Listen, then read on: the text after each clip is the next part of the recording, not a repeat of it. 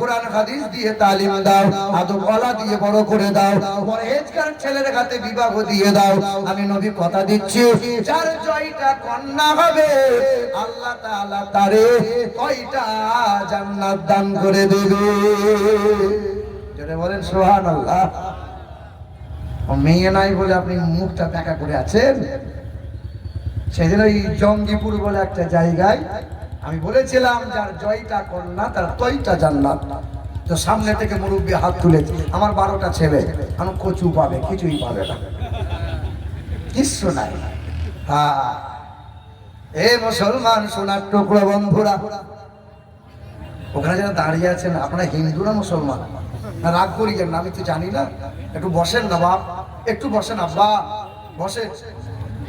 কিছু ইয়ং ছেলে তো শুধু রাস্তায় ঘুরে ঘুরে বেড়াচ্ছে, বস একটু বস। সন্ধ্যা থেকে তো শুধু সুযোগ নিলি। আই বড় মেয়ে দেখছে যে নম্বরটা দিয়ে একবার একটু হ্যালো করবো, থেকে আই মিস ইউ বলবো। আপনাকে কি বলবো? হ্যাঁ গো, গাড়ি যখন ঢোকাচ্ছে শুধু যুবক আর যুবতী শুধু এরকম করছে। কি বলছেন বলেন আব্বা?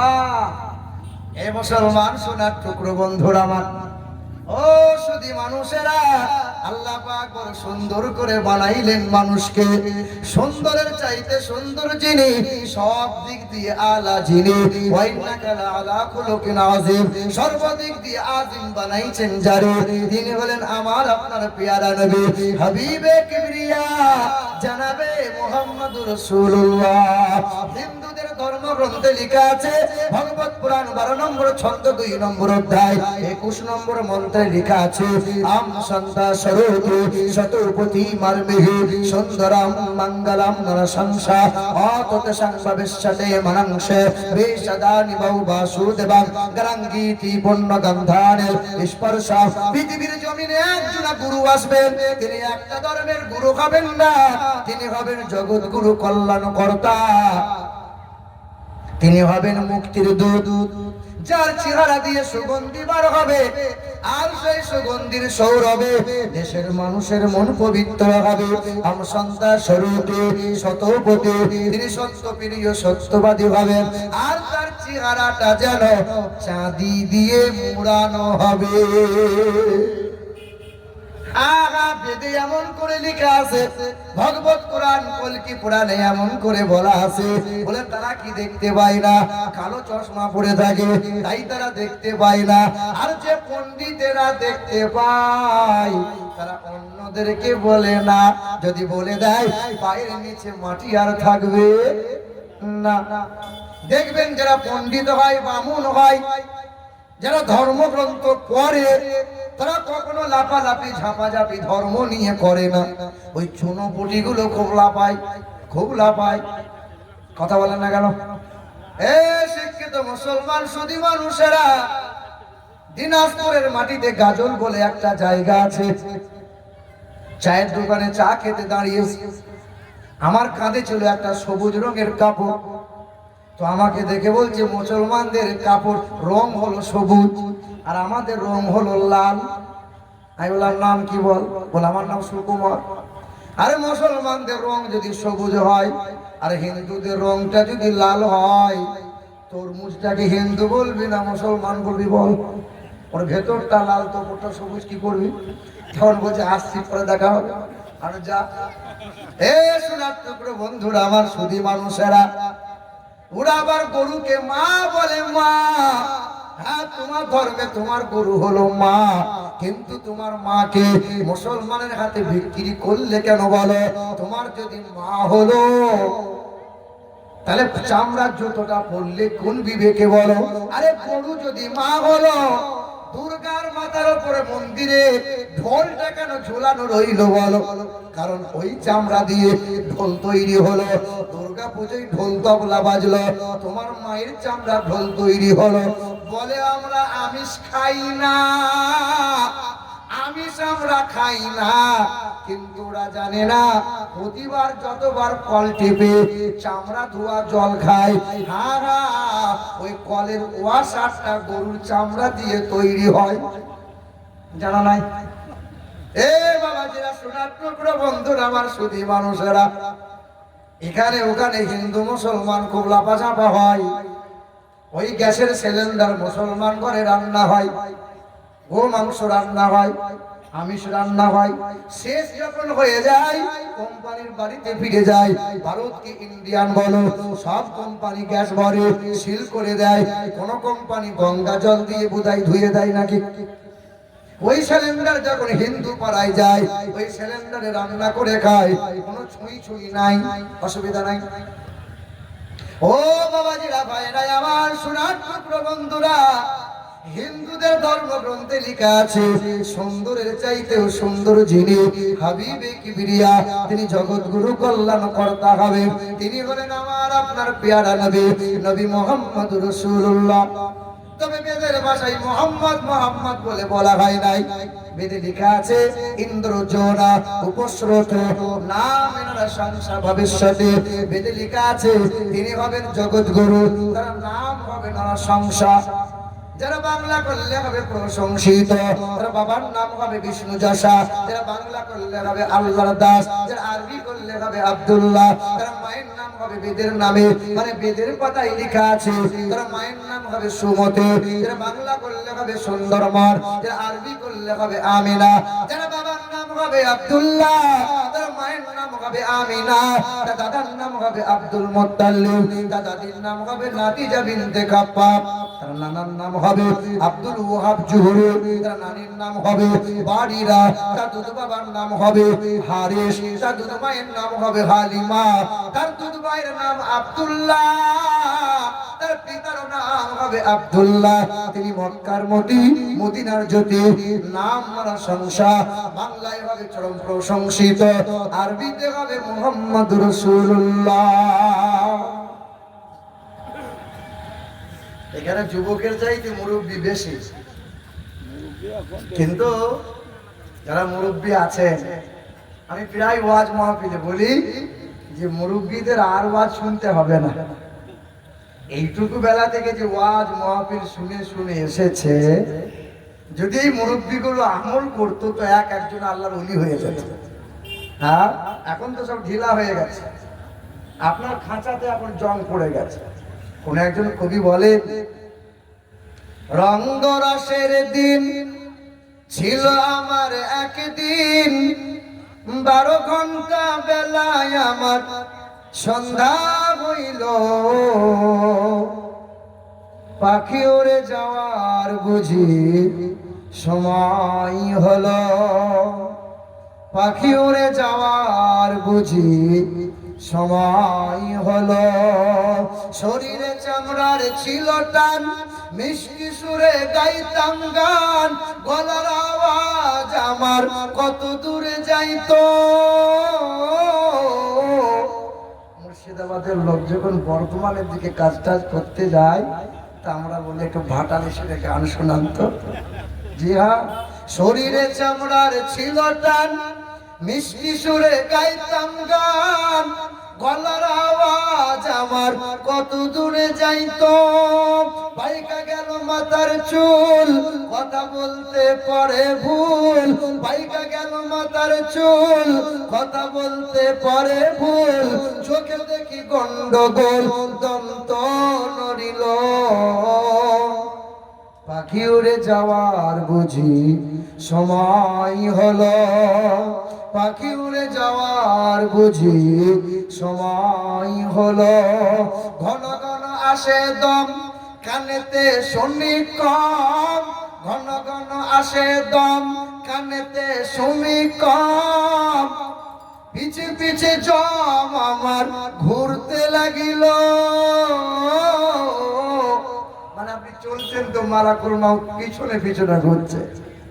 এত সুন্দর পরিপাটি খাঁচায় আমার ছিল খাঁটি, এত সুন্দর পরিপাটি খাঁচায় আমার ছিল খাঁটি, ধীরে ধীরে খাঁচায় আমার জং ধরিল,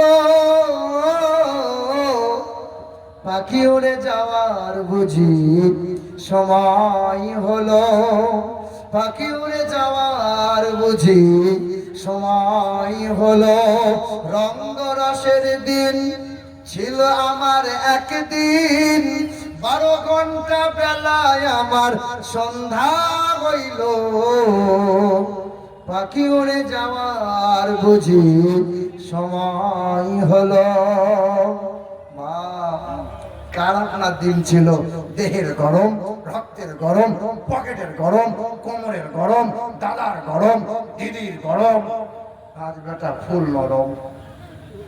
জি হ্যাঁ, আজকে টাকার যাদের গরম, 2-4 লাখ টাকা হয়েছে, মাটি তার পা পড়ে না, মনে হচ্ছে পা কাঁধে উঠিয়ে নেবে, এত অহংকার। বেটা ওই মাছতলায় গিয়ে একটু খবর লাগাও, দেখো দেখো ওই যে পুকুর পাড়ে আছে কত কোটি কোটি টাকার মালিক শুয়ে আছে কবরে, কেমন আছিস ভাই, খবর নিয়ে জিজ্ঞাসা করো একবার, তো ও তোমাকে জবাব দেবে, বেটা নরম হয়ে আয় তবে রেহাই পাবি, আর গরম হয়ে আসলে পরে উল্টো পাল্টা সেকনি পাবি, তোমাকে এটাই জবাব দেবে। মুসলমান বাবারা, ভাইরা আমার, এ সোনার টুকরো বন্ধুরা আমার, শুধু মানুষেরা, মহাত্মা গান্ধী ঢাকাতে যারা ছবি দেখতে পাওয়া যায়, 16 দিন আগে তিনি যখন মারা যায়, মৃত্যুর 16 দিন আগে একটা চিঠি লিখেছিলেন। আজও সেই চিঠি ব্রিটিশ লাইব্রেরিতে রাখা আছে, মিউজিয়ামে জমা করা রাখা আছে, ইতিহাস ভারতে গোপন করে দেওয়া হয়েছে। মহাত্মা গান্ধী এতদিন বেঁচে ছিলেন, মুসলমানদের সাথে উঠা বসা অধিকাংশ সময় করেছিলেন। ওই মহাত্মা গান্ধী তিনি লিখে গিয়েছেন, আমার জীবনে বালক ব্রহ্মচারী জীবনী পড়েছি আমি, গুরু নানকের জীবনী পড়েছি আমি, মহাবীরের জীবনী পড়েছি আমি, তবে পৃথিবীর জমিনে নবী মুহাম্মদের জীবনী পড়ে পড়ে দেখলাম, নবী মুহাম্মদের মতো এত সুন্দর মহামানব পৃথিবীর জমিনে দুইটা নাই। রবি ঠাকুরের নাম শুনেছেন?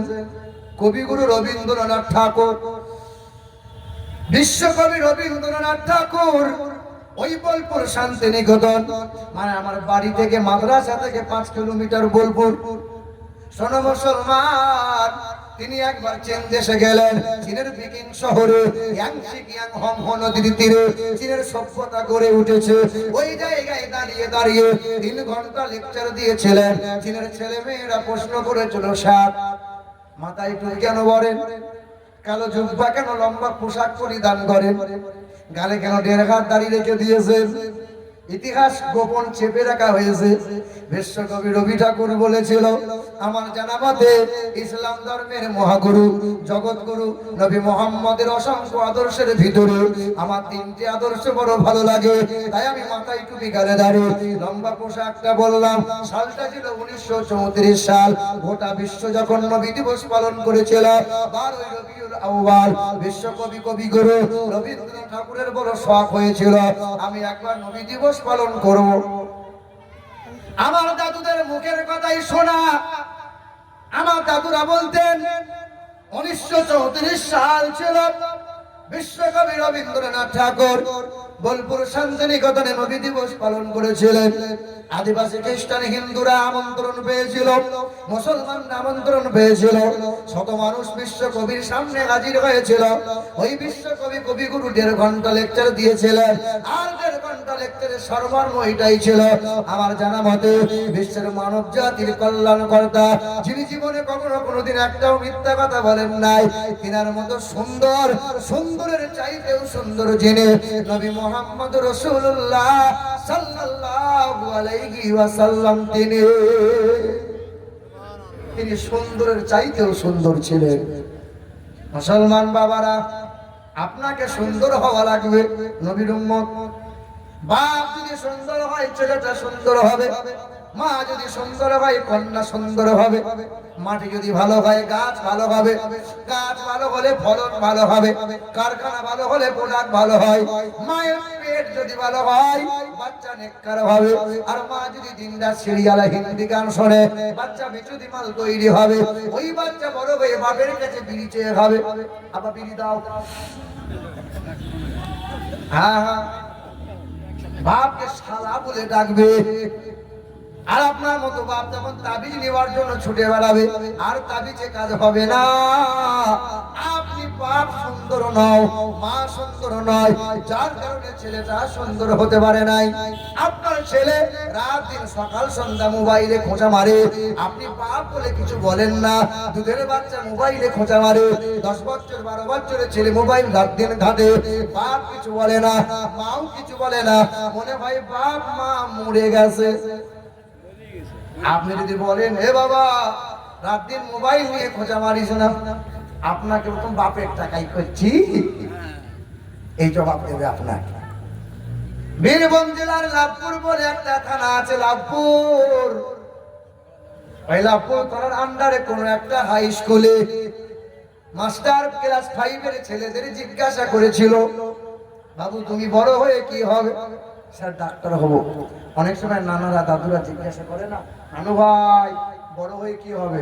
বলে পুলিশ হব। তুই বড় হয়ে কি হবে? বলে মাস্টার হব। এই বলে কি বলে না। স্কুলের মাস্টাররা জিজ্ঞাসা করছে, বাবু তুমি বড় হয়ে কি হবে বলো? স্যার ডাক্তার হব। তুমি বড় হয়ে কি হবে? মাস্টার হব, পুলিশ হব। একটা নাবালক ছেলে হাতটা তুলে বলেছিল, স্যার আমি বড় হয়ে ডক্টর হতে চাই না, পুলিশ হতে চাই না, আমি বড় হয়ে বোকা হতে চাই। বলে বোকা হবে মানে? বাচ্চা ছেলের জবাব শোনো। ওই বাচ্চা বলেছিল 100 ডাক্তারের মধ্যে 99টা ডাক্তার হলো কসাই। বাচ্চা ছেলে বলছে, বলে কি রকম? ডক্টর জানে এই ওষুধটা দিলে রোগী ভালো হবে, ডক্টর একবারে রোগীকে ভালো করবে না, মানে ওষুধ দেবে না। 6 বার আয়, 12 রকম রিপোর্ট করতে দেবো, তাও আমি ডাক্তার আবার বলে দেবো অমুক মেডিকেলে রিপোর্ট করে নিয়ে আসবি। ওই জায়গায় করলে পরে কমিশন ভোগের ঢুকবে, অন্য জায়গায় করলে পরে ঢুকবে না। ডাক্তার বাবুরা যেন রাগ করিয়েন না। বাচ্চা ছেলে বলে আমি বড় হয়ে ডাক্তার হব না, পুলিশ হবি। বড় হয়ে পুলিশ হব না, রাস্তায় দাঁড়িয়ে গাড়ি আটকে টাকা নিতে পারবো না। আপনাদের এদিকে চা হয় না? দাঁড়া দে, টাকা দে, দেবে না ও ছাড়বে না। হ্যাঁ গো, আমি মূল বিষয় মানুষ, রাত্রেবেলা জালসা করে ফিরে যাচ্ছি, রাত 2:30 বাজছে। সাঁইথিয়া বলে জায়গায় আমাকে আটকেছে, কাগজপাতি সব দেখলো, ড্রাইভারের বিল সব ঠিক আছে, তো বাঁ হাতটা পেতে বলছে 500 টাকা লাগবে। আমরা দেবো না। আরে দেবে না মানে? দেখবি দেখবি। আমি দে, আর কি করবি বলে? উপায় আছে? হায় হায় হায় হায়। বাচ্চা ছেলে বলে হুজুর আমি বড় হয়ে ডক্টর হব না, পুলিশ হব না, বড় হয়ে বোকা হব। কারণ বোকা মানুষ যারা, সরল হৃদয়ের মানুষ হয় তারা, তারা কোনো মানুষকে ধোঁকা দিতে পারে না। দেখা গেল বাপ বড় সরল, তাই ছেলেটাও বড় সরল। মানে বাপ ভালো হলে ছেলে ভালো হয়। হে মুসলমান, 3 বছর আগের একটা ঘটনা শুনিয়ে দিয়ে যায়। ইংল্যান্ডের একটা খ্রিস্টান মিশনারিতে, খ্রিস্টান স্কুলে খ্রিস্টানদের ছেলেরা লেখাপড়া করে, ইহুদিদের ছেলেরা লেখাপড়া করে। ওই স্কুলে হাতে গোনা কয়েকজন মুসলমানের ছেলে লেখাপড়া করে। এইরকম করে শিক্ষক সকালবেলায় ছেলেদের প্রশ্ন করেছিল, বাবু তুমি বড় হয়ে কি হবে? স্যার ডাক্তার হব। তুমি বড় হয়ে কি হবে? প্রফেসর হব। তুমি বড় হয়ে কি হবে? এসডিও বিডিও হব। 11 বছরের ছেলে, নাবালক মুসলমানের ছেলেটা হাত তুলে বলেছিল, স্যার আমি ডক্টর মাস্টার হব না, আমি বড় হয়ে সাহাবী হতে চাই। কি হতে চাই?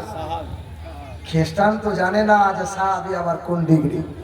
অনেক ডিগ্রি নাম শুনলাম, বিকম, এমকম, ঝমঝম, সব রকম তো ডিগ্রি আছে, সাহাবী আবার কোন ডিগ্রি? বলে আমার আব্বা জানি। সকাল হয়ে গেল, বাপ ছেলের বাড়িতে হাজির। তার বাবাকে জিজ্ঞাসা করে, আপনার ছেলের বড় মেধা, বড় স্মরণ শক্তি, তবে আজব একটা উত্তর পেলাম। বলে কি? বলে আপনার ছেলে বলেছে বড় হয়ে ডক্টর মাস্টার হব না, পুলিশ প্রফেসর হব না, বড় হয়ে সাহাবী হব। সাহাবী কোন ডিগ্রি? বাপ ঝরঝর করে খুশির কান্না কেঁদে বলেছিল, আমার ছেলে সাহাবী হতে যায়। আমি বাপ বলে বড় গর্বিত, আমি বাপ বড় খুশনসিব হয়ে গেলাম।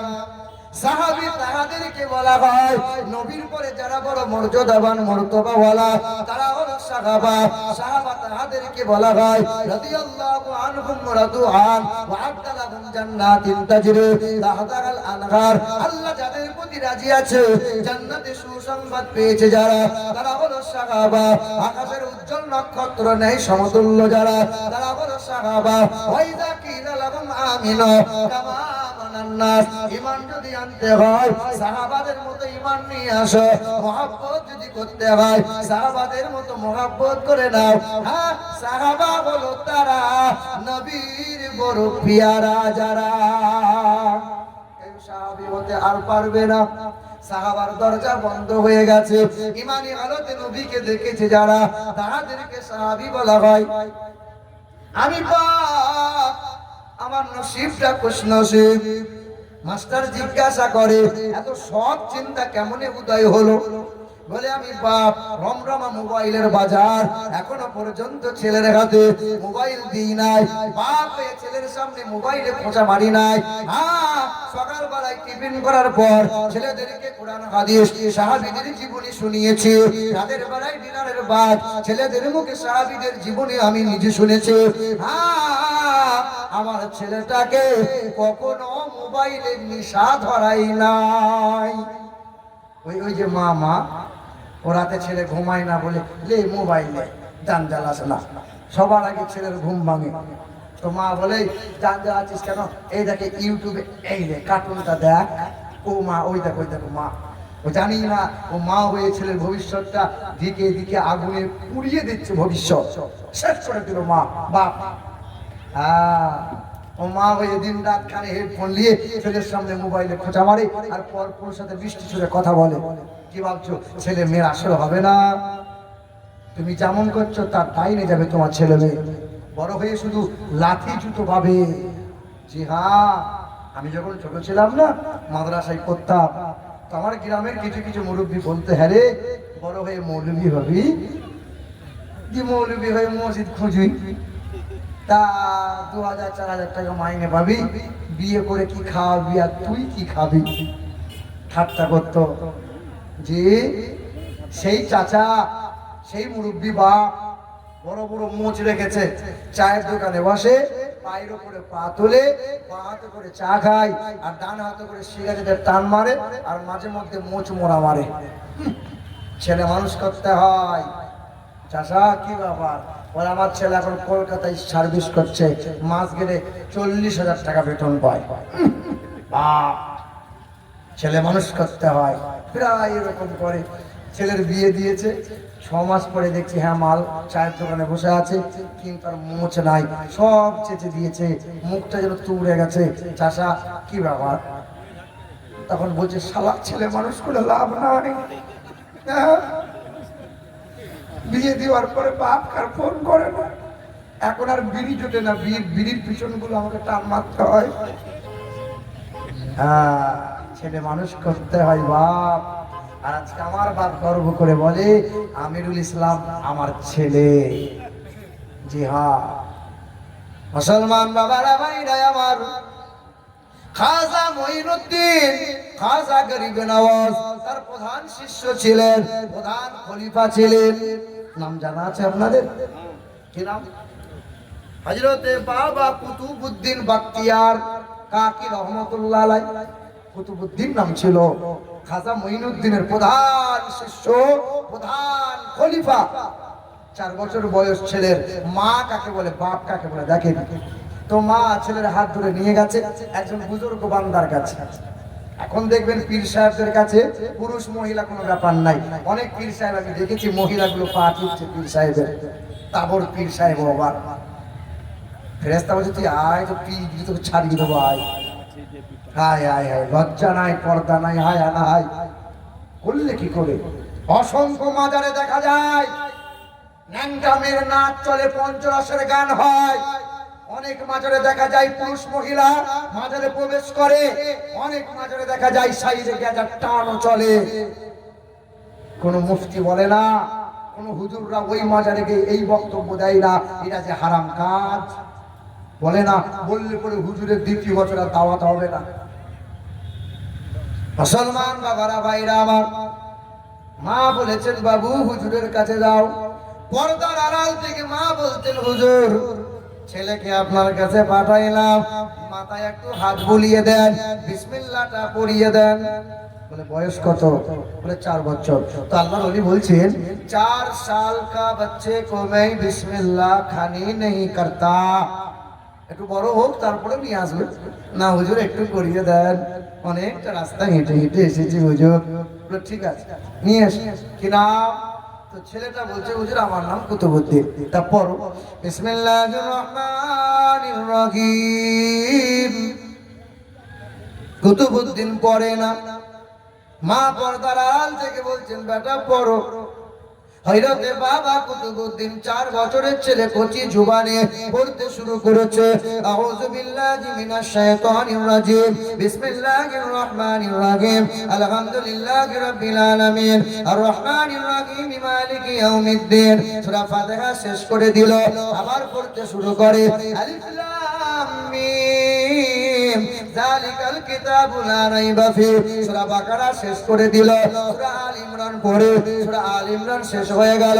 1 পারা নয়, 2 পারা নয়, 4 পারা নয়, 6 পারা নয়, 10 পারা নয়, 12 পারা নয়। কচি জুবানে 4 বছরের ছেলে দাঁড়িয়ে দাঁড়িয়ে কোরআনের অর্ধেকটা মানে 15 পারা পর্যন্ত কোরআন শরীফ দাঁড়িয়ে দাঁড়িয়ে শুনিয়ে দিল। तो अल्लाह रोले बोलছে बेटी तू तो अभी कहाँ मेरे बच्चे 4 साल का है। ना हुजूर हमारे ছেলের বয়স 4 বছর। नहीं बेटी नहीं, ये 4 साल का बच्चे नहीं है, ये 40 साल का बूढ़ा है। अरे 40 বছরে বুড়ো যা করতে পারে না 4 বছরের ছেলে করে কি করে? কি করে শিখলি বাবা? বলে আমার মা জানে। মা কি করে শিখলো তোর ছেলে? বলে আমার ছেলে জানে ভালো করে। হযরতে বাবা কুতুবউদ্দিন বলেন আমার ওই জনম দুঃখিনী মা, আমার ওই মমতাময়ী মা আমাকে বিনা ওযুতে কখনো দুগ্ধ পান করাই নাই, আমাকে 2 বছর দুধ পান করিয়েছেন। এ মা 2.5 বছর নয়, 3 বছর নয়, মানে 2 বছরই দুধ পান করানো লাগবে। বেশি দিন দুধ পান করানো যাবে না, 2 বছরের অধিক পান করানো যাবে না। বাবা কুতুবউদ্দিন বলেন আমার মায়ের স্তনে 2 বছর আমি দুধ পান করেছি। আমি প্রতিদিন 8 বার করে দুধ পান করতাম। আমার মায়ের কোলে যখন শুয়ে থাকতাম, মুখে স্তন যখন নিয়ে নিতাম, আমি দুধ পান করতাম। কানের কাছে গুনগুন করে মা আমার কোরআন তেলাওয়াত শোনাইতো। 1 থেকে 15 পারা পর্যন্ত কোরআন শরীফ বারবার শোনায়। আমি কুতুবউদ্দিন মায়ের কোলে শুয়ে শুয়ে অর্ধেকটা কোরআনের হাফেজ হয়ে গেছে। আর তোমার ঘরের আমার ঘরের বৌমা একটু বলো, একটু বলে দেখো কি করছে, একটু খবর লাগাও। না সূরা কালাম আছে, না দোয়া দরুদ আছে, না কোনো কিচ্ছু আছে, কিচ্ছু নাই। আছে বাপ সুন্দর আপনাকে হওয়া লাগবে। সবচেয়ে সুন্দর বানাইছেন ওয়াজ মনে রাখবেন। সুন্দর দিয়ে শুরু করেছি, সুন্দর দিয়ে শেষ হবে ইনশাআল্লাহ। তাহলে সবচেয়ে সুন্দর বানাইছেন মানুষকে। সুন্দরের চাইতে সুন্দর যিনি আমার আপনার পেয়ারা নবী জনাবে মুহাম্মদ রাসূলুল্লাহ। মুর্শিদাবাদ পার করে একটা জেলা আছে মালদহ জেলা। ওই মালদহ জেলার আন্ডারে একটা থানা আছে। ওই মালদহ জেলার আন্ডারে একটা থানা আছে পুকুরিয়া থানা। ওই পুকুরিয়া থানার আন্ডারে একটা বামুন ঘরের ছেলে, মানে গ্রামের নাম বলবো না। এই যে সব মোবাইলে চলছে না, এখনকার সময় ভালো নেই, পরিস্থিতি খারাপ। জি হ্যাঁ পরিস্থিতি খারাপ। রাজনৈতিক নেতা মানে এই যে রাজনৈতিক ইস্যু এমন করে তুলে দেবে অশান্তি। কেউ যদি মুসলমান হয় হই হল্লোড় এখন করা যাবে না। আর ইউটিউবার যারা ইউটিউব করছো, আমার প্রতিটা জলসা আমি এদেরকে করতে মানা করি। আমার জলসা রেকর্ড করবি না, এরা রেকর্ড করে আর আগে বেদ কোরআনগুলো আগে লাগাই। কেন কোরআন লাগাতে পারিস না? প্রতিটা জলসায় আমি দেখছি শুধু বেদ আর কোরআনগুলো আমার আগে আগে লাগিয়েছে। মানুষ যেন বেশি বেশি শোনে আর বেশি বেশি ইনকাম হয়। যেটা বলছি বাপ সেটা লাগা, সেটা শোনা না। ও শুধু বেদগুলো কেটে কেটে নিয়ে এসে সামনে দিয়েছে। আর সব লোক ফোন করে বলে হুজুর আপনি কি আগে বামুন টামুন ছিলেন? হ্যাঁ গো মুসলমান বাবারা ভাইরা আমার, ওই মালদা ডিস্ট্রিক্টে একটা বামুনের ছেলে ডবল এমএ পাস করেছে। হঠাৎ করে ফোন দেয়, হুজুর আপনার নাম কি? আমিনুল ইসলাম। জি। আপনার বাড়ি বর্ধমান? জি হ্যাঁ। আপনি কি চতুর্বেদী? লোকে সব চতুর্বেদী বলে, আমি বিশ্বাস করেন আমি এখনো জানি না চতুর্বেদী কি। এ মুসলমান সোনার টুকরো, লোকে বলে বলে সব প্রচার হয়ে গেছে। আব্বাজান, চার বেদ নিয়ে একটু আলোচনা করি, তাই তো নিউ বাংলায় গাঁও আসামে উপাধি দিয়েছিল চতুর্বেদী। হঠাৎ ওই বামুনের ছেলে ফোন দিয়ে বলে, হুজুর আপনার জালসাগুলো শুনে আমার ভালো লাগে। আমি আল্লাহকে বললাম, আল্লাহ হিন্দু ঘরের ছেলে আমার ওয়াজ শুনে, আল্লাহ তাকে তুমি হিদায়াত দাও আল্লাহ। হ্যাঁ, এই যে ওয়াজ করছি, ওয়াজ গরু ছাগলের সামনে হয় না, মানুষের সামনে হয়। কথা বলে, আপনার ঘরে গরু আছে, কাল গরুর কানে কানে ওয়াজ করবেন, মানে আপনি বুঝাইবেন, এ গরু কালকে শ্বশুর বাড়ি যাব, 6 দিন বাড়ি আসবো না, বারান্দায় ঘাস আছে, খড় আছে, সময় মতো খেয়ে নেবে, পিছন দিকে বাথরুম আছে, 2 টাইম বাথরুম করবে। গরুকে যদি 3 ঘন্টা ওয়াজ করা হয়, গরু কি শুনবে? আল্লাহ পাক রব্বুল আলামিন ওয়াজ, আল্লাহ বলেন ওয়াজ মানুষের সামনে হয়, গরু ছাগলের সামনে নয়। আল্লাহ পাক বলেন, লাহুম কুলুবুল্লাহ ইয়াফকাহুনা বিহা ওয়া লাহুম আ'ইনুল্লাহ ইবসিরুনা বিহা ওয়া লাহুম আযানুল্লাহ ইয়াসমাউনা বিহা উলাইকা কাল আনআম। বুঝেও বুঝে না যারা, বিবেক আছে বুঝে না, দেখেও দেখে না যারা, চোখ আছে দেখে না, শোনেও শোনে না যারা, কান আছে শোনে না, এরা গরু ছাগল না, তার চাইতেও আল্লাহ বলেন খারাপ খারাপ, বালহুম আদাল, তার চাইতেও খারাপ। গরু ছাগল সমাজ মানে না, কুকুর বিড়াল সমাজ মানে না, যেখানে সেখানে দাঁড়িয়ে দাঁড়িয়ে পেশাব করে, ঠিক না ভুল বল? তোমার আমার ঘরের ছেলেটা রাস্তাঘাটে আজারে বাজারে দাঁড়িয়ে দাঁড়িয়ে ছচ্ছর করে পেশাব করে, অর্ধেকটা প্যান্টে মুছে নেয়। বাপ বলে আমার মানুষ তৈরি হয়, আল্লাহ বলে কুত্তার বাচ্চা হয়। ওটা মানুষ?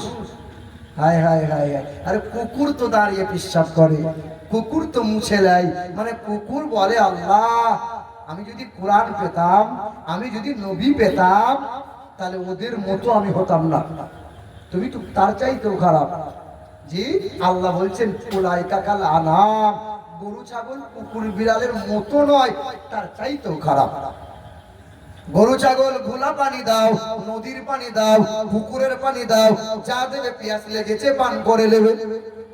আপনার আমার ঘরের ছেলেটা মাঝে মধ্যে ঘোলা পানি পান করে, বাপ বলে মানুষ তৈরি হচ্ছে, আল্লাহ বলে ও মানুষের বাচ্চা না। আপনার ছেলেটা দিন গেলে পরে 10টা করে বিমল লাগে, গরুর মতো চিবায়। যত বিমল খাবি খা, অল্প দিনে যৌবন হারাবে, স্বল্প দিনে বউ পালাবে, আর হারবার কোম্পানি ধনী হবে। যুবকেরা, এ নওজোয়ান যুবকেরা, এ আমার ভাইরা, একটু নিজেকে সংযত হও, হারাম থেকে নিজেকে বাঁচিয়ে নাও, মানুষ হওয়া লাগবে। ওই বামন ঘরের ছেলে বলল, হুজুর আপনার ওয়াজগুলো বড় ভালো লাগে, তবে আপনার কাছে কিছু আমার জিজ্ঞাসা আছে। আমি বললাম এক কাজ করো, আমার বাড়িতে এসো। ছেলেটা সকালবেলা ইন্টারসিটি ট্রেন ধরে আমার বর্তমানে হাজির হলো। দুপুরের সময় আমাকে জিজ্ঞাসা করে, হুজুর আপনারা যে নবী নবী নবী নবী করেন, এই যে আমরা নবী নবী করি কি করি না, কেন এত নবী নবী করেন? আল্লাহকে জিজ্ঞাসা করো, আল্লাহ তুমি কি করো?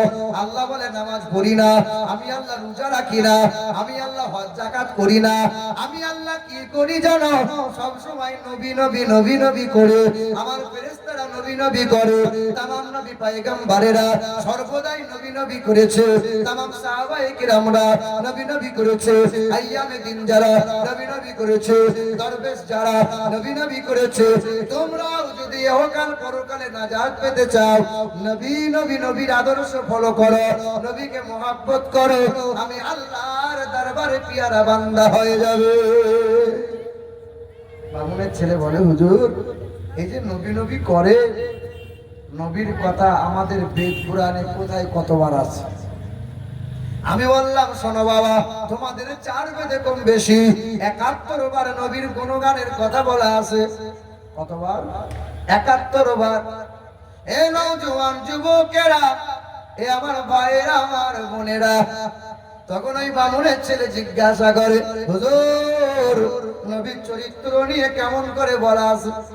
আমি বললাম, শোনো, অষ্টগুণ প্রশংসি পজন্তি কৌলঞ্চ তমসতঞ্চ প্রজ্ঞাচ বহুভাষিতাচ দানন্দতা শক্তি কৃতজ্ঞতাচ মমদাবতি তদিবদকরন্তে পুরকিতিরিতা বিরসনাং বাক্যেত সদা বেদা শাস্ত্রশ্রীতা। পৃথিবীর জমিনে অষ্টগুণে গুণান্বিত হবেন, জগৎগুরু কল্যাণ কর্তা হবেন। তিনি জীবনে কখনো কোনোদিন একটাও মিথ্যা কথা বলবেন না, তিনি কখনো আমানতের খেয়ানত করবেন না, তিনি মিষ্টভাষী হবেন, তিনি অল্পভাষী হবেন, তিনি অত্যন্ত লজ্জাশীল ব্যক্তি হবেন, তিনি কখনো কোনোদিন বিনা কারণে গাছের ফল ফুল পাতা ছিঁড়বেন না, মানব অথবা দানবের সাথে কখনো দুর্ব্যবহার তিনি করবেন না, যিনি কালো মানুষদের মুক্তির সূর্য, নারীর স্বাধীনতার অগ্রদূত, তিনি ভাবেন দয়ার নবী, মায়ার নবী, জানাবে মুহাম্মদুর রাসূলুল্লাহ। তিনি লজ্জাশীল হবে। একজন কুমারী মহিলার যেমন লজ্জা, তার চাইতেও অধিকতর লজ্জাশীল ছিলেন আমার রাসূলুল্লাহ। একটু বলেন, এখনকার ছেলেদের মেয়েদের লজ্জা শরম আছে না গেছে? বলেন। আগেকার একটা সময় ছিল, লজ্জা শরম ছিল, হায়া ছিল। এখন আর আগেকার সময় ছিল শ্বশুর শাশুড়ির ভয়ে বৌমা ঘর থেকে পা বাড়াতে পারতো না। আর এখন আপনি দেখেন, বৌমায়ের ভয়ে শ্বশুর শাশুড়ি আর জোরে কথা বলতে পারে না। পারে? বাজারে আপনি যাবেন, আপনি চাইছেন আমি গুনাহের কাজ করব না, এই চোখ দিয়ে কারো খারাপ নজরে, খারাপ দৃষ্টি আমি কারোর প্রতি রাখবো না, আপনি চাইছেন, কিন্তু ওই যে শয়তান চাইছে না। অনেকটা পোশাক পরে পেটটা বার করে গেছে, ও বলছে দেখ দেখ আমাকে দেখ একবার দেখ। লজ্জা আছে? আচ্ছা, আপনাদের গ্রামে এই গ্রুপ লোন টোন চলে? চলে না? আমাদের বর্ধমানেও একটু চলে। এই যারা গ্রুপ লোন করে, যে সমস্ত মা খালারা, মানে আমার চোখে দেখা যায়, বলছি, কুচিয়ে শাড়ি পরেছে, অর্ধেক পেট বার করেছে, কাঁধে একটা ব্যাগ নিয়েছে, মনে হচ্ছে স্টেট ব্যাংকের ম্যানেজার যাচ্ছে। কোথায় যাচ্ছ খালা? জানো না, সার আসবে গো। কে আসবে? সার। 10 জন মহিলা ওই অজানা অচেনা পুরুষের সামনে বসে। মহিলা বলে, সেটা আমাকে দেখছো না? আমাকে একটু দেখো, মাঝে মধ্যে আমাকে দেখছো না তুমি? মানে হায়া নাই, লজ্জা নাই, শরম নাই। ও লোন নিয়ে আসবে, একজন অচেনা অজানা মানে গ্রুপ লোন নিয়ে এসে সংসার চালাবে, আর মরদটা চায়ের দোকানে বসে বসে বিড়িতে টান মারবে, সংসার চলবে। ছি ছি ছি ছি ছি, লজ্জা আছে? আচ্ছা বলেন, আপনাদের সমাজে বিয়ে শাদী তো হয়, বিয়ের আগে ছেলের গায়ে হলুদ মাখানো হয়, কথা বলে না?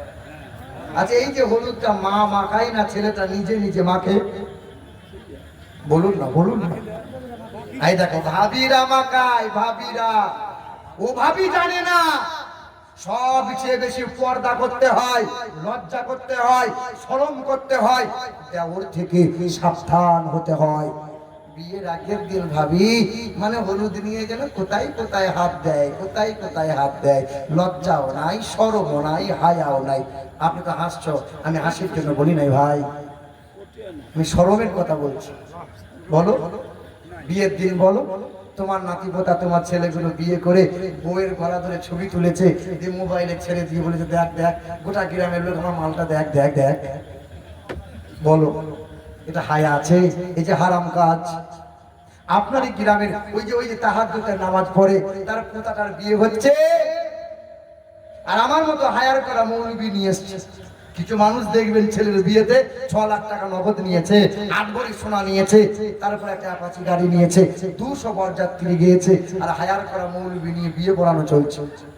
হুজুর, এমন করে বিয়েটা পড়িয়ে দেন যেন আমি ছেলের বাপ ফুরুত করে পার হয়ে যায়। মৌলবি চিন্তা করলাম মাল ভালো, দেবে ভালো, মাল পাঠি ভালো, মৌলবী দোয়া করছে রব্বানা, মানে মৌলবী কাঁদতে চাইছে কিন্তু কাঁদন আর বেরোচ্ছে না। রব্বানা আল্লাহ তুমি ছেলের বাপকে পুরুত করে পার করে দিও। ছেলের বাপ মনে মনে চিন্তা করছে আর কোনো সমস্যা নাই, এই হুজুর যে সাংঘাতিক হুজুর, এই যে দোয়া করে দিচ্ছে আর আটকাবো না। রব্বানা রব্বানা, ফেরেশতা বলছে কাঁচা লঙ্কা ভেটে রেখেছি মাওলানা, তোকে আগে ছিলবো তারপরে যাদের বাপকে ছিলবো, তুই আয়। সালাম মাওলানা। কোনদিন হুজুর বলে না যে বাপ এইরকম হারাম কাজ করে আমার মতো মাওলানাকে দিয়ে বিয়ে পড়াচ্ছ, এই বিয়ে যে হবে না, বিয়ে পড়ানো যে সঠিক হবে না বাপ, কোনো হুজুর বলে না। কারণ আমার মতো হুজুর যদি বলে দেয় কালকে চাকরি থাকবে না। কি বলছে বল, কি হবে বেঁচে থেকে, কি হবে বেঁচে থেকে অযথা বিদ্যা শিখে যদি না করতে পারো শোষণ বিহীন সমাজটাকে। কি হবে আলেম হয়ে ইমাম সেজে সমাজেতে, কি হবে আলেম হয়ে ইমাম সেজে সমাজেতে যদি পারো উচ্চ স্বরে সত্য কথা না বলিতে। চাকরির ভয় করো যদি ছেড়ে দাও এই গতি, কিভাবে ধোঁকা দিয়ে আল্লাহকে, কিভাবে ধোঁকা দিয়ে নবীজিকে। কিভাবে বেঁচে থেকে অযথা বিদ্যা শিখে যদি না করতে পারো শোষণ বিহীন সমাজটাকে। আবার কিছু কিছু মুসল্লি আছে খুব তসবি করে আর বলে যে যা করছে করুক, ও ঝামেলা পোয়ানোর কি দরকার, যে হারাম খাচ্ছে খাক, আমি তো ঠিক আছে। কিভাবে নামাজ রোজা ইমানদারের বড়াই করে, কিভাবে নামাজ রোজা ইমানদারের বড়াই করে যদি ওই খোদার কোরআন পড়ে থাকে নর্দমাতে। মসজিদের কোণে বসে জিকির করো যতই কষে, এইভাবে চাই না পাওয়া আল্লাহকে। কিভাবে বেঁচে থেকে অযথা বিদ্যা শিখে যদি না করতে পারো শোষণ বিহীন সমাজটাকে। আমি কিছু কিছু হক কথা বলি বলে অনেক জায়গাতে একবারের বেশি দ্বিতীয়বার ডাকে না। কিছু কিছু লোক বলে শালার মৌলবী কিছু ডাকবি তো চাঁদা দেবো না। আচ্ছা আপনাদের রাগ হচ্ছে নাকি বাপ? আপনাদের কষ্ট হয়নি তো? মানে ডেটলের ছিটা যদি লাগে একটু সহ্য করিয়েন, কাজ দেবে। একবার দরুদ শরীফ আল্লাহুম্মা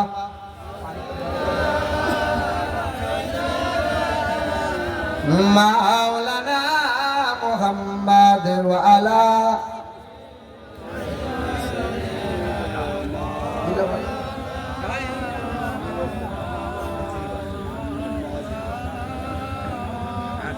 সাল্লাল্লাহু আলাইহি ওয়াসাল্লাম। ও সোনার টুকরো বন্ধুরা, আমার শুধু মানুষেরা জীবনে কখনো কোনোদিন একটাও মিথ্যা বলেন নাই। নবী মুহাম্মদুর রাসূলুল্লাহ চরিত্রের কথাগুলো যখন হিন্দু ছেলেকে শোনাইছিলাম, ওই হিন্দু বামুনের ছেলে তখন বলছিল নবীজি দেখতে কেমন ছিল। বেদে লেখা আছে নবীর চেহারা চাঁদি দিয়ে মোড়ানো ছিল। আম্মা জান আয়েশা বলেন জুলাইকার বান্ধবীরা ইউসুফ নবীকে দেখে আঙ্গুলটা কেটে ফেলেছিল, ফল কাটতে গিয়ে আঙ্গুল কেটেছিল। আমি আয়েশা বলে দিই ওই জুলাইকার বান্ধবীরা একবার যদি আমার দয়ার নবী মায়ার নবীকে তারা যদি একবার দেখতে পেত, আঙ্গুলগুলো নয় কলিজা খানা কেটে ফেলত। কারণ আমার নবীর চেহারা এত সুন্দর, নবীর মতো করে আল্লাহ কাউকে বানাই নাই। ওই বামুনের ছেলে কি করেছিল, নিজে নিজে দেখি গলার পইতে খুলে দিল। হুজুর বাপ যজ্ঞ করে গলায় পইতে ঝুলিয়েছিল, বাপের পিছনে পিছনে দুর্গা পূজা করতে গিয়েছিলাম, আর গলায় পইতে রাখবো না। ও আমার হিন্দু ভাইরা, যদি তোমরা কেউ শোনো আমার কথাই যেন রাগ করিও না, প্রশ্ন থাকলে জিজ্ঞাসা করো, কাল সকালে যেন গাল দিও না। হ্যাঁ, বামন ঘরের ছেলেটা গলায় পইতে খুলে দিল, আমার ঘরে গোসল করে নিল, খাবার দুমুঠো খেয়ে বলল হুজুর আমাকে বাড়ি পাঠিয়ে দেন। তবে না না, শুধু শুধু যাব না, কালমা লা ইলাহা ইল্লাল্লাহু মুহাম্মাদুর রাসূলুল্লাহ কালেমা পড়ে ইমানদার হলো। ছেলে বিকাল বেলায় বাড়ি যাবে, আমার ঘরে একটা কোরআনের বাংলার অনুবাদ ছিল, ছেলের বুকে তুলে দিলাম। ছেলে কোরআনটা নিয়ে দরজা দিয়ে পা বার করে, ছেলে বলে হুজুর বাবা শখ করে নাম দিয়েছিল, আমার নাম দিয়েছিল রমেশ ব্যানার্জি। না, রমেশের নাম আমি রাখতে চাই না। আমি বললাম শোন বাবা, নবীর আব্বার নাম আব্দুল্লাহ, আল্লাহর কাছে দুটো নাম বড় পিয়ারা, এক হলো আব্দুল্লাহ, এক হলো আব্দুর রহমান। যাও যাও, তোমার নাম আজ থেকে আব্দুল্লাহ দিলাম। ছেলে কোরআন বুকে নিয়ে বাড়ি চলে গেল। হাতে গোনা কয়েকদিন কথা হলো, হাত ছেলেটাকে সরা পরামর্শ দিলাম, হঠাৎ করে আর কথা হয় না। ছেলের ফোনটা বন্ধ হয়ে গেল। 1 মাস কেটে গেল, কথা হয় না। 4 মাস কেটে গেল, আর যোগাযোগ হয় না। 1 বছর কেটে গেল, আর যোগাযোগ হয় না। 2 বছর কেটে গেল, আর যোগাযোগ হয় না। এই বছর রমজান মাসের আগে ইটাহার বলে একটা জায়গা আছে, ওই ইটাহারে মাহফিল করতে গিয়েছিলাম। মালদা থেকে কম বেশি 60 কিলোমিটার রাস্তা। কোন রকম ওই বামুনের ছেলেটা জানতে পেরেছে আমার হুজুরটা ওয়াজ করতে আসবে, ছেলেটা ওখানে হাজির হয়েছিল।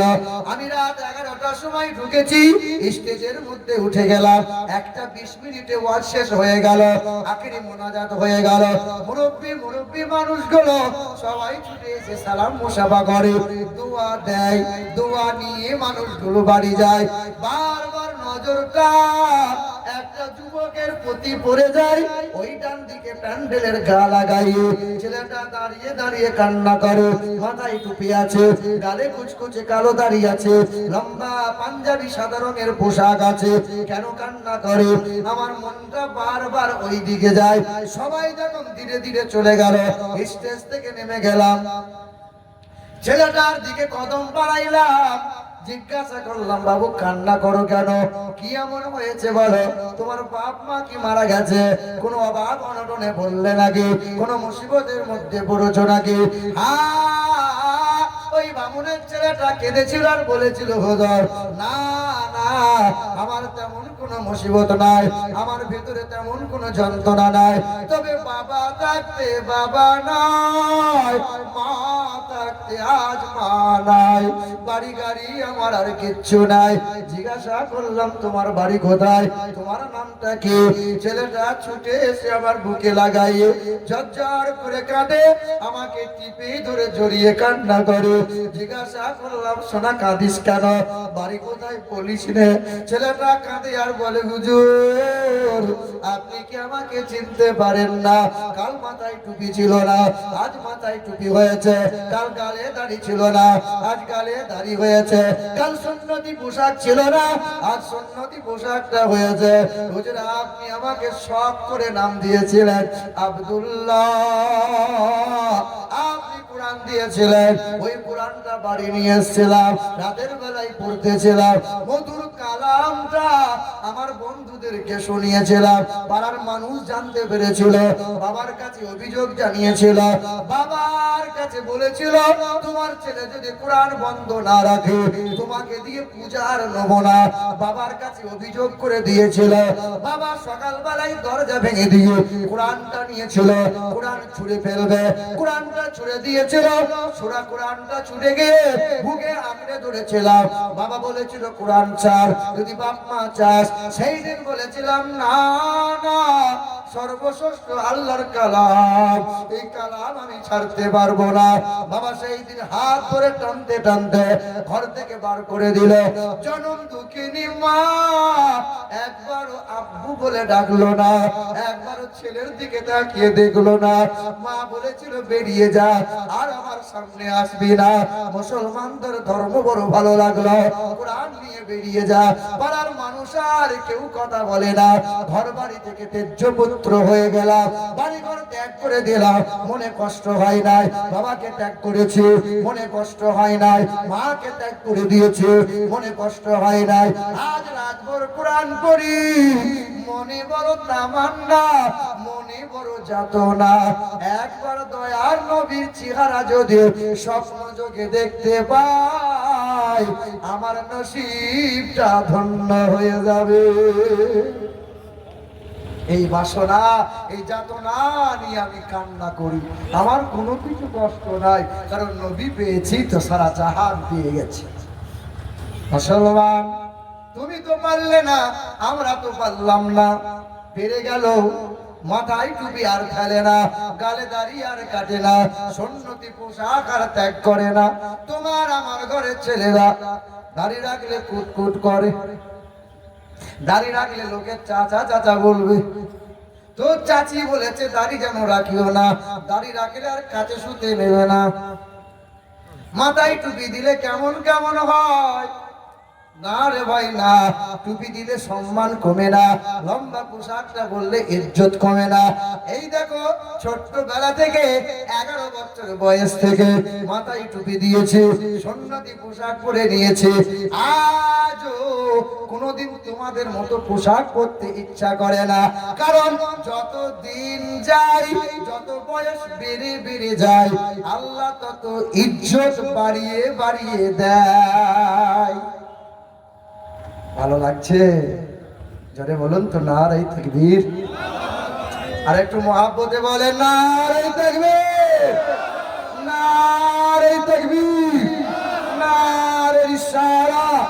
আল কোরআনের আলেম, আল হাদিসের আলেম, সুন্নিয়তের আলেম, দ্বীন ইসলাম, নারে তাকবীর। মুসলমান সোনার টুকরো বন্ধুরা, আমি যদি আর একটু আগে আগে উঠতে পারতাম তো মনে হয় ভালো হতো। অনেক মানুষ সন্ধ্যায় সন্ধ্যায় ঘুরে ঘুরে, রাস্তা জ্যাম ছিল, কত মানুষ চলে গেছে। যাই হোক, তারা তো কাল আফসোস করবে। কি শুনেছিলি কাল, একটু শুনিয়ে দিয়েন তাদেরকে। মুসলমান বাবারা ভাইরা আমার, তাহলে সুন্দরের চাইতেও সুন্দর যিনি, আমার আপনার পেয়ারা নবী হাবিবে কিবরিয়া জানাবে মুহাম্মদুর রাসূলুল্লাহ সাল্লাল্লাহু আলাইহি ওয়াসাল্লাম। নবী যেমন সুন্দর ছিলেন, নবীর বাবা আব্দুল্লাহ তত সুন্দর। আব্দুল্লাহ যখন নওজোয়ান যুবক ছিল, মক্কার মহিলারা আব্দুল্লাহকে দেখার জন্য উকিঝুঁকি মারত। মক্কা নগরীর একজন মহিলা, তার নাম ছিল রুমাইয়া। ওই মহিলা আব্দুল্লাহকে পথের মাঝে দাঁড় করাইলো। ও আব্দুল্লাহ, আমি তোমারে বড় মহব্বত করে আমি তোমাকে বিবাহ করতে চাই। আব্দুল্লাহ, তুমি আমাকে বিবি বানাইয়ে নাও। আব্দুল্লাহ জবাবে বলেছিল, না, আব্বা বেঁচে আছে, মা বেঁচে আছে, বাপ মায়ের কথার বাইরে পা ফেলতে পারবো না। এখন তোমার ছেলেদের আর বৌমা খুঁজতে হবে না, ও ফেসবুক মেসেঞ্জারে সব ঠিক রেখে দিয়েছে, হ্যালো আই লাভ ইউ, সব ঠিকঠাক আছে। যদি দাও তো ভালো, না জরিনার হাত ধরে নিয়ে পালাও। আব্দুল্লাহ বলেন, না, বাপ বেঁচে আছে, মা বেঁচে আছে। হযরতে আব্দুল্লাহ হাজির হলেন, আব্বাকে বললেন। আব্বা বললেন, আব্দুল্লাহ না, মক্কার যত সুন্দরী হোক না কেন, মক্কায় তোমার বিয়ে দেবো না। তুমি আমার ছোট ছেলে, তুমি আমার আদরের ছেলে। আমি আব্দুল মুত্তালিব, আমার ব্যবসায়ী একটা সঙ্গে সফরে ছিল। ওই ব্যবসায়ী বন্ধুর নাম হলো আব্দুল ওহাব জুহরি। ইয়াসরিবে তার বাড়ি, তার একটা কন্যা আছে, যে কন্যার নাম হলো আমিনা। আমিনার সঙ্গে তোমার বিয়ে দেবো। আব্দুল্লাহকে নিয়ে চলে গেলেন, ইয়াসরিবে হাজির হয়ে গেল। আব্দুল্লাহ আমিনাকে নয়ন ভরে দেখলেন, আব্দুল্লাহ মুগ্ধ হয়ে গেল। আর দেরি নয়, আমিনার হাতে হাত পড়ে গেল, বিবাহে আবদ্ধ, বন্ধনে আবদ্ধ হয়ে গেল। বিবাহ হয়ে গেল। এক রাত শ্বশুর ঘরে, দ্বিতীয় রাত শ্বশুর ঘরে, 3 রাত 3 দিন শ্বশুর বাড়ি থেকে আব্দুল মুত্তালিব বৌমাকে ছেলেকে নিয়ে মক্কার দিকে রওনা দিল। এখানে একটা জিজ্ঞাসা, শ্বশুর বাড়ি কদিন থেকে ছিল আব্দুল্লাহ? কদিন গো? আচ্ছা বলেন, এই যে মুরব্বী যারা আপনার বিয়ে করেছেন, বিয়ে প্রথম প্রথম করে শ্বশুর বাড়ি একটানা কতদিন বেরিয়েছিলেন? কেউ 1 মাস, কেউ 1.5 মাস। শ্বশুর বলতে পারে না, জামাই তো বাড়ি যাবে না। শ্বশুর বলছে বাড়ি যা, বা বাড়ি যা। জামাই বলছে হাঁড়ি খালি না করে যাবো না। কি বলছেন বলে 1.5 মাস পর্যন্ত। না না না, ভুল হয়েছে আপনার। 3 দিনের অধিক শ্বশুর বাড়ি সমন্দির বাড়ি বেড়ানো যে যায় না, যাবে না, ইসলামে আইন নাই, যাবে না। 12 দিন বেড়ান, 3 দিন শ্বশুর বাড়ি, 3 দিন চার শ্বশুর বাড়ি, 3 দিন সমন্দি বাড়ি বেড়ান। 1 মাস ধরে বেড়াবে, মানে শ্বশুরের ব্যাংক খালি করে তবে আসবে। ভুল হয়েছে আপনার। এ বাবাজিরা, ভাইরা আমার, ও সোনার টুকরো বন্ধুরা, আমার মা বোনেরা, হযরতে আব্দুল্লাহ আমিনাকে নিয়ে চলে এলো। সংসার আর চলে না। আব্দুল্লাহ 3 মাস হলো বিয়ে করা, আমিনা সংসারে আছে। আব্দুল্লাহ বলেছিল, আমিনা একটু ব্যবসা করতে যাব, বিদেশ যাব। আমিনা ভাইদের সঙ্গে হয়ে গেল, আমিনার কাছ থেকে ব্যবসায়ী রওনা হয়ে গেল। ছোট্ট ছোট্ট করে ঘটনাটা বলি শোনেন। মা আমিনার কাছ থেকে বিদায় নিয়ে আব্দুল্লাহ যখন ব্যবসায়ী চলে গেল, মাসখানেক ব্যবসা করেছিল, অর্থ উপার্জন হয়ে গেল। আমিনাকে চিঠি লিখলো, আমিনা তোমার আব্দুল্লাহ বাড়ি আসছে। আমিনা আমিনা নিত্য নতুন খাবার বানায়, আমিনা নিত্য নতুন পোশাক পরে, সেজে গেজে আমিনা রেডি আছে। মা আমিনা জানে আমার স্বামী বাড়ি আসবে। বিবি সাজবে কার জন্য? বিয়ে বাড়ি গেলে বৌমা বিবিরা বেশি বেশি সাজে পরপুরুষকে দেখানোর জন্য। কোন ব্যক্তি যদি মারা যায়, সালমার বাপ তুমি থামো আমি যাই, তুই কি কি করবি? পুরুষ মানুষ জানাজা করবে, দোয়া করবে, জিয়ারত করবে, তুই কি করবি? ও পাড়া ঘুরবে, ঘেঁটে মাল ছেটে তারপরে আসবে বাড়ি। কোনো কাজের লয়, যাবে কেন? না না, মহিলাদেরকে বেশি মরা বাড়ি, ইন্তেকাল বাড়ি বেশি যাওয়া লাগবে না। তবে মা তোমাকে বলে দিয়ে যাই, বড় হিজাব পরলে জান্নাত নাই, বড় বোরখা পরলে তোমার জন্য জান্নাত নাই। যে মহিলা স্বামীকে তুই-তুকারি করে জান্নাত নাই। যে মহিলা মাঝে মধ্যে স্বামীকে গালমন্দ করে ওই মহিলার জন্য জান্নাত নাই। যে মহিলা চোখড়া নিয়ে কথা বলে ওই মহিলার জন্য জান্নাত নাই। নবী বলেন যে মহিলার 4 গুণ ভালো। কিছু কিছু পুরুষ হাসছে, মানে আনন্দ হচ্ছে, মানে ওই রুগী তো ওই রকম ভুক্তভোগী মাল, মানে বলছে, মনে মনে ভাবছে ঠিক বলছে হুজুর, এবারে ওয়াশটা করলো, এবারে ওষুধটা দিল। হ্যাঁ গো, 100-র মধ্যে 70টা মহিলা স্বামীকে মানে না। কথা বলেন না কেন? দয়ার রাসূল আমার বলেন যে মহিলার 4 গুণ ভালো, আল্লাহ তার জন্য জান্নাতের 8টা দরজা খুলে দেবেন। নবী বলেন, ওয়াল মারআতু ইদা সাল্লাত খামসাহা ওয়া সামাত সাহরাহা ওয়া হাসানাত ফারজাহা ওয়া আতাআত যাওজাহা ফালতাদখুল মিন আইয়ি আবওয়াবিল জান্নাতি শাআব। ওই মহিলা 5 ওয়াক্ত নামাজ পড়ে, ওই মহিলা রমজান মাসে রোজা রাখে, ওই মহিলা স্বামীর সেবা করে, ওই মহিলা ব্যাংকে যাবে, বাজারে যাবে, বেহায়ার মতো যাবে না, পর্দাশীলা করবে, তারপরে যাবে।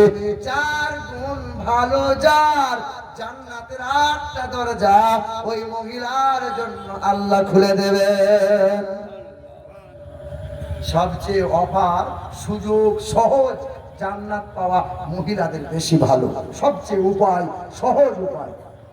তারপরেও জাহান্নামে ভিড় বেশি মহিলাদের। মা আমার বোনেরা, হযরতে আব্দুল্লাহ ব্যবসা থেকে বাড়ি আসছেন, পথের মাঝে বড় বুকে ব্যথা হয়ে গেল। আব্দুল্লাহ জমিনে বসে গেল, চোখগুলো নরম হয়ে গেল, কথা জবান কথা যেন বন্ধ হয়ে গেল। শেষ কথা, আমার ভাইরা আর আমার বাড়ি যাওয়া হবে না। আমি আব্দুল্লাহর আখিরি সালামটুকু আমার আমিনার কাছে পৌঁছে দিবে। আব্দুল্লাহ ইন্তেকাল হয়ে গেল, সব ভাইরা বাড়ি এলো। আমিনা একবার ওর বাড়ি যায়, একবার ওর বাড়ি যায়। আমার আব্দুল্লাহ কি বাড়ি আসবে না? আব্দুল্লাহ কি রাস্তা ভুলে গেল? কেউ বলে না, সবাই নীরব হয়ে থাকে। মা আমিনা পানি নিয়ে দাঁড়িয়ে আছে, আব্দুল্লাহর পাটা ধুইয়ে দেবো, আব্দুল্লাহর চেহারাখানা হাত বুলিয়ে দেবো। আমি আব্দুল্লাহর জন্য সেজে আছি। আব্দুল্লাহ আসে না, কারণ আব্দুল্লাহ আল্লাহ আল্লাহ রাস্তা ধরে তিনি ইন্তেকাল হয়ে আল্লাহর ঘরে পৌঁছে গেছে। মায়া মিনা যখন খবর পেয়ে গেল আব্দুল্লাহ ইন্তেকাল হয়ে গেছে, মায়া মিনার মাথায় যেন বাজ পড়ল, মা মিনা বেহুশ হয়ে গেল।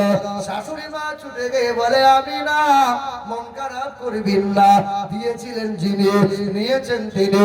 হে আমিনা, তোর পেটে যে সন্তান এসেছে 6 মাস বয়স হয়ে গেল, না চিন্তিত হবি না, দুর্বল হবি না। আমি আমিনা, এ তোর আমিনা, তোর পেটে যে সন্তান আছে সে হবে দোজাহানের বাদশা। দুর্বল হোস না। সংক্ষিপ্ত আকারে যায়, রবিউল আউয়ালের 12 তারিখ সোমবারের দিন এলো। পৃথিবীর জমিনে নবী মুহাম্মদ ভূমিষ্ঠ হবে। সব মায়ের বাচ্চা যখন ভূমিষ্ঠ হয় নারীটা কাটতে হয়। নবীর নারী কাটা লাগে নাই, কেন জানো? মহিলাদের বাচ্চা ফেটে এলো, শরীর খারাপটা বন্ধ হয়ে গেল, না পাক রক্তটা নারীর সাথে যুক্ত হয়ে বাচ্চা শরীরে গেল, বাচ্চা পুষ্ট হয়। কিন্তু মা আমিনার সাথে নবীজির নারীর কোনো যুক্ত নাই। আল্লাহ বলতেছিল, আমিনা তোর দেহের খাবার আমি আমার মুহাম্মদকে খাওয়াবো না। আল্লাহ কুদরতি হাত দিয়ে আমার হাবিবকে আল্লাহ জান্নাতি খাবার খাইয়েছিলেন। নবী মুহাম্মদ যখন ভূমিষ্ঠ হলো, মায়া মিনা একটু ফুঁপিয়ে ফুঁপিয়ে কান্না করেছিলেন। শ্বশুর জিজ্ঞাসা করেছে, আমিনা কিসের কান্না রে আমিনা? তোর তো সুখের দিন এলো রে মা, কান্না করিস না। মা আমিনা বড় শোক, মা আমিনার বড় দুঃখ ফুটে উঠেছে। মা আমিনা কাঁদে আর বলে, আমার আব্দুল্লাহ নাই, আর যদি আমার আব্দুল্লাহ বেঁচে থাকতো মুহাম্মদের চেহারা দেখে খুশিতে আত্মহারা হতো। আমার আব্দুল্লাহ মক্কার বাজারে যেত, আমার মুহাম্মদের জন্য খেলনা কিনে নিয়ে আসতো, আমার শিশু মুহাম্মদ খেলতো, আমার মুহাম্মদকে কাঁধে নিয়ে মক্কার বাজারে ঘুরতো। কেউ নাই, কেউ নাই, আমার মুহাম্মদের জন্য একটা খেলনা কিনে দেওয়ার কেউ নাই। আল্লাহ বলতেছিল, আমিনা মন খারাপ করিস না রে আমিনা, তোর সন্তানটা আমার হাবিব, তোর সন্তানটা হলো আমার বন্ধু। আমার বন্ধু মুহাম্মদের জন্য আকাশের চাঁদকে আমি আল্লাহ খেলনা বানিয়ে দিলাম। আমিনা আব্দুল্লাহ বেঁচে থাকলে ক টাকার খেলনা নিয়ে আসত, কদিন যেত। আমার হাবিবের জন্য আকাশের চাঁদকে খেলনা বানাতো। নবীর চাচা আব্বাস রাদিয়াল্লাহু তাআলা একদিন নবীকে বলছেন, ইয়া রাসূলুল্লাহ, জ্যোৎস্না রাত্রিতে আপনাকে দেখতাম, শিশুবেলায় আপনি দোলনায় দোলা খেতেন, আপনি আকাশের দিকে আঙুলটা তুলতেন, একবার ডান দিক ইশারা করতেন, চাঁদটা ডান দিক হয়ে যেত, আবার বাম দিকে ইশারা করতেন, আকাশের চাঁদটা বাম দিক হয়ে যেত। নবী কেঁদেছিলেন আর চাচার হাতটা ধরে বলেছিলেন, চাচা আপনি কি জানেন না, কানাল কামার ইনাজিনি ওয়া ইউহাকিনি ওয়া ইয়ামনাউনি মিনাল বুকা। ওই আকাশের চাঁদটা আমাকে সান্ত্বনা দিত, আকাশের চাঁদ আমাকে বলতো, ও শিশু মুহাম্মদ তুমি যেন কেঁদো না, আমাকে কাঁদতে মানা করতো। আকাশের চাঁদ আমাকে খেলা দেখাইতো, আমি চাঁদটাকে নিয়ে খেলতাম।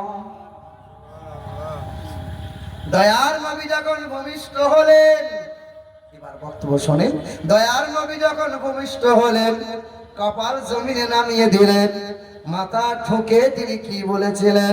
কাদের জন্য কেঁদেছিলেন? মায়ের জন্য কেঁদেছিলেন? না না। বাবার জন্য কেঁদেছিলেন? না না।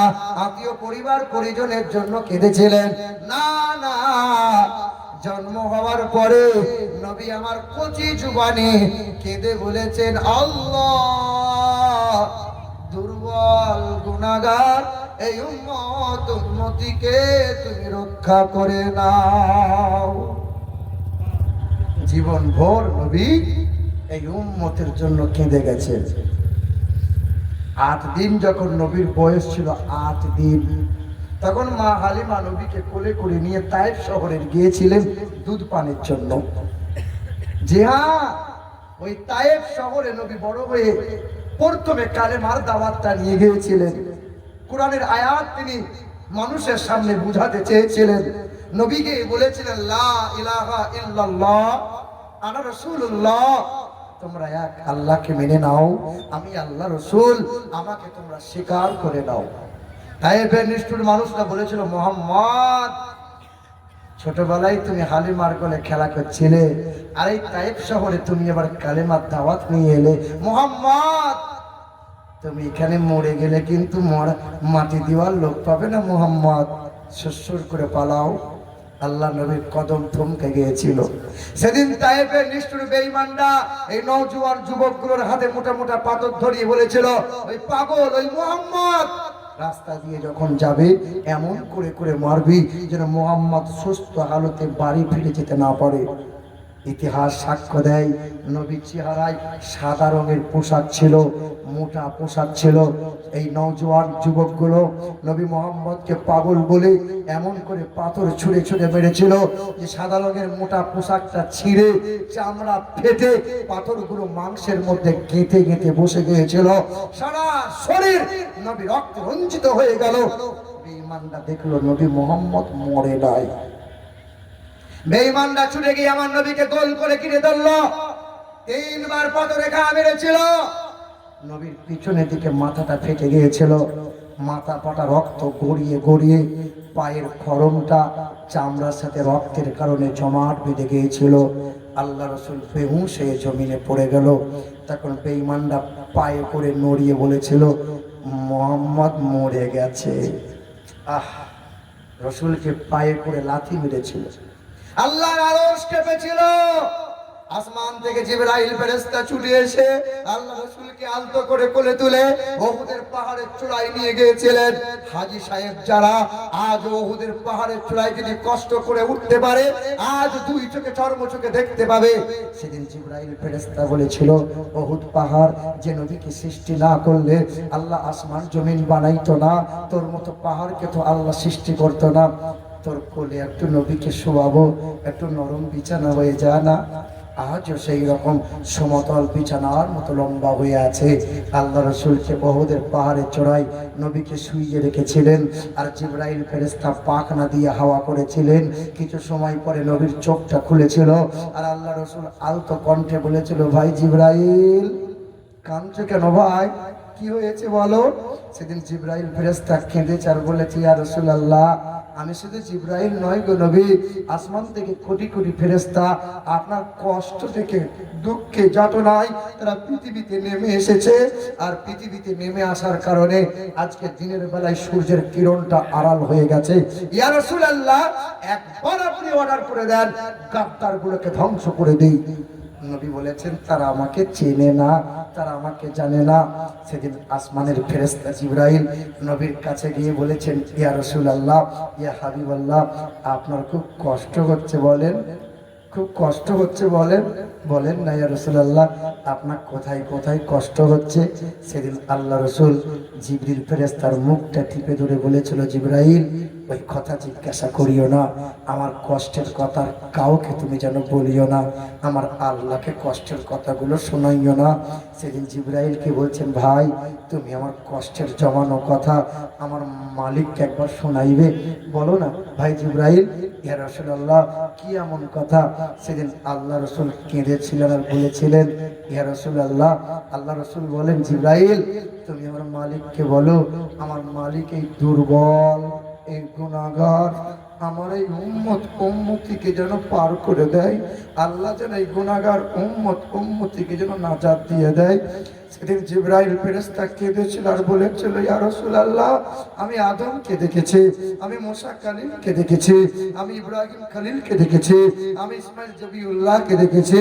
তোরা সংসার করেছিল, কখনো কখনো উম্মতের কথা ভুলে গিয়েছিল। আপনি নবী, সংসারকে উজাড় করে দেন, ছেলে মেয়ের ভাবনাকে ত্যাগ করে দেন, 1 মিনিটের জন্য উম্মতিকে ভুলতে পারেন না। সেদিন রাসূল বলেছেন, জিবরাইল, আমি যদি আমার উম্মতকে ভুলে যাই, আমার এই দুর্বল উম্মত কবরে হাসরে কি করে পার হবে বলো? আমি যদি আমার উম্মতকে ভুলে যাই, আমার এই উম্মত হাসরের ময়দানে কার কাছে ভিক চাইবে বলো? আমার উম্মতকে আমি যদি ভুলে যাই, আমার উম্মতের হাতটা ধরে পুলসিরাতে কে পার করবে বলো? 10টা বছর কেটে গেছে, তায়েফের মানুষরা মেরেছিল। নবীর বয়স তখন 61 বছর ছিল। আল্লাহ রাসূল ঘরে বসেছিলেন, হঠাৎ করে ডাক দিয়েছিলেন, আয়েশা। আম্মা আয়েশা ছুটে এসে বলছেন, ইয়া রাসূলুল্লাহ, আপনি আমাকে ডাকছিলেন? হ্যাঁ আয়েশা। সেদিন আল্লাহ রাসূল বলছেন, আয়েশা আমার শরীরে একটু হাত দাও। আম্মা আয়েশা হাতটা দিয়েছেন আর বলেছেন, ইয়া রাসূলুল্লাহ, বড় জ্বর গো নবী আপনার শরীরে। নবী তখন বলেছেন, আয়েশা ওই যে তাকে জানালায় একটু জায়তুনের তেল রাখা আছে, আয়েশা তেলটা একটু উষ্ণ গরম করে আমার পিঠে একটু মালিশ করে দেবে আয়েশা। আম্মা আয়েশা সিদ্দিকা দৌড়ে গেলেন, জায়তুনের তেলটা গরম করে নিয়ে নবীর পিঠের কাছে দাঁড়াইলেন। আল্লাহ রসুলকে বলছেন, ইয়া রাসূলুল্লাহ, আপনি পিঠের কাপড়টা তোলেন, আপনার পিঠে আমি আয়েশা তেলটা একটু লাগিয়ে দিই, তোলেন না? নবী নিজে হাতে করে পিঠের কাপড়টা তুলে ধরেছেন। আম্মা আয়েশা ডান হাতে করে তেলটা নিয়ে নবীর পিঠে লাগাতে যাবেন, হাতটা থমকে গেছে, চোখটা চড়ক গাছ হয়ে গেছে। আল্লাহ রসুলের কাছে আলতো কণ্ঠে নবীকে বলছেন, ইয়া রাসূলুল্লাহ, আপনার কাছে এতদিন সংসার করছে, আপনি কোনোদিন আমাকে বলেন নাই, আপনি কোনোদিন আপনার পিঠটা আমাকে দেখালেন না। আপনার পিঠে খাল খাল, গর্ত গর্ত, বড় বড় যে ঘায়ের দাগ দেখা যায়। ইয়া রাসূলুল্লাহ, আপনার কবে বসন্ত হয়েছিল গো নবী? আপনার এইরকম ঘায় দাগ দাগ কেন হয়ে আছে? কবে পক্স হয়েছিল গো নবী? সেদিন আল্লাহ রসুলের কথাটা বন্ধ হয়েছিল। আর আয়েশা সিদ্দিকার হাতটা টিপে ধরে বলেছেন, আয়েশা, নবীদের শরীরে কখনো বসন্ত হয় না রে আয়েশা, নবীদের শরীরে কখনো পক্স হয় না রে আয়েশা। আয়েশা, 10 বছর আগে নিষ্ঠুর মানুষরা আমাকে এমন করে পাথর ছুঁড়ে ছুঁড়ে মেরেছিল, সাদা রঙের মোটা কাপড়টা ছিঁড়ে চামড়া ফেটে মাংসের মধ্যে পাথরগুলো কেটে গিয়েছিল। আর আকাশের জিবরাইল ফেরেশতা আমার দেহের পাথরগুলো একটা একটা করে তুলেছিল, ঘায়ের জমাট বেঁধে গিয়েছিল। 10 বছর পার হয়ে গেছে, এখনো তোমার নবীর চেহারায় গর্ত গর্ত দাগ হয়ে আছে। আমি দাগটা মুছতে চাই না আয়েশা। হাসরে যখন ময়দান হবে, আল্লাহ যখন খুব রাগান্বিত হয়ে যাবে, আমি আল্লাহর সামনে গিয়ে আমার পিঠটা আমার মালিককে দেখাবো। আমার মালিক দেখবে, আমার আল্লাহ দেখে বলবে, হাবিব, তোমার চেহারায় কখনো মশা বসতে দেই নাই, তোমার চেহারায় কখনো মাছি বসতে দিই নাই, তোমার চেহারাটা এইরকম চাল চাল, গর্ত গর্ত হয়ে আছে। কি চাইছেন বলেন হাবিব? বিনিময়ে যা চাইবেন আপনাকে তাই দেব। সেদিন আল্লাহর পেয়ারা হাবিব কাঁদবে আর বলবে, মালিক, বিনিময়ে প্রতিশোধ চাই না রে মালিক।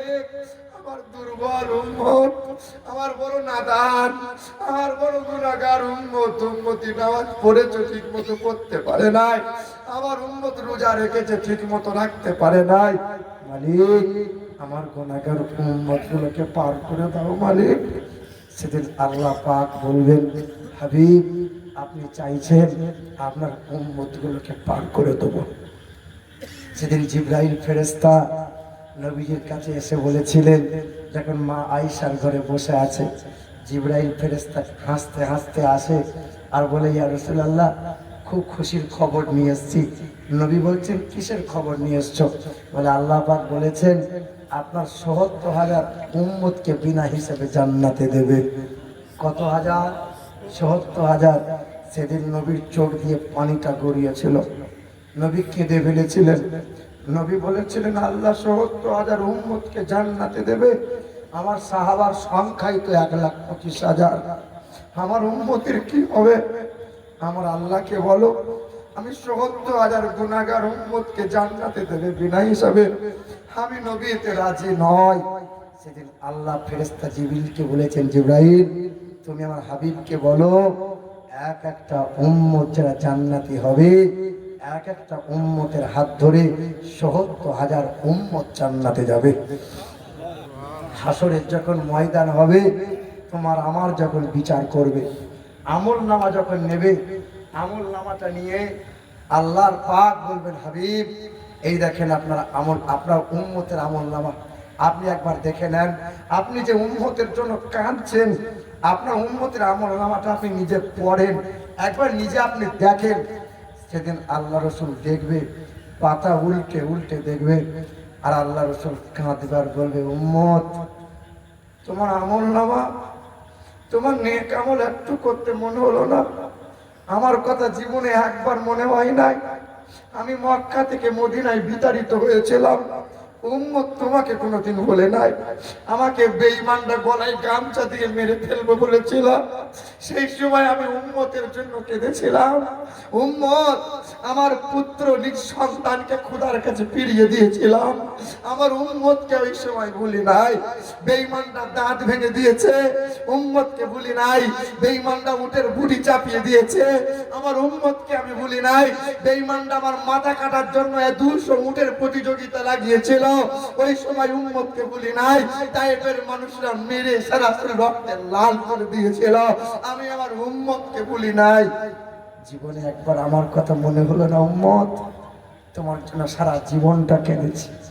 জানেন, হাসরের ময়দানে না সবার আগে আমার নবীকে উঠানো হবে, সবার আগে নবীকে উঠানো হবে। সবাই আমরা ঘুমিয়ে থাকবো, বিচারালয়ে সবার আগে নবীকে উঠানো হবে। নবীর রওজাতে গিয়ে ফেরেশতারা বলবে, নবী আপনি উঠুন। আল্লাহ রাসূল উঠেই বলবে, আমার উম্মতগুলো কোথায়? আজকে আমার উম্মতগুলো একটু আমাকে আগাতে এলো না। নানা অনেক সময় অভিমান করে, ঘরে নাতি থাকতে একটু মোড়ের মাথায় আগাতে যেতে পারলো না। সেদিন আল্লাহ রাসূল রওজা মোবারকে উঠেই বলবে, তোমরা ফেরেশতারা আমাকে নিতে এলে, আমার উম্মতরা আমাকে নিতে এলো না। সেদিন আল্লাহ রাসূল উঠবে, আর হাসরের ময়দানে তিনি সব ফাঁকা ফাঁকা দেখতে পেয়ে নবীর চেহারাটা কাদা মাখা থাকবে, কাদা মাখা। আল্লাহ বলবেন, আমার হাবিবকে সিংহাসনে বসাবো, কিন্তু চেহারাতে কাদা মাখা কেন? ফেরেশতারা বলবে, আল্লাহ এমন একটা নবী পাঠিয়েছিলেন, সারা জীবন ভোর কেঁদেছে, এখনো রওজা মুবারকে কাঁদছে, কেঁদে কেঁদে মদিনার মাটিটা, রওজাটা ভিজে কাদা হয়েছে, রওজার কাদা সারা শরীর মেখে নবী হাসরে দাঁড়িয়েছে। নবীর চেহারা দেখে মায়া হবে, আর গুনাহগার উম্মত উম্মতিকে পার করে নিয়ে যাবে। উম্মত ওই নবীকে ভুলে গেলে, জি হ্যাঁ, একবার দুরূদ শরীফ পড়েন, আল্লাহুম্মা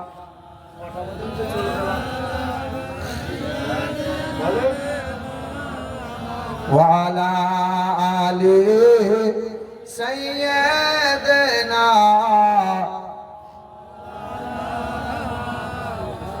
একটু জিকির করে লা ইলাহা ইল্লাল্লাহ, লা ইলাহা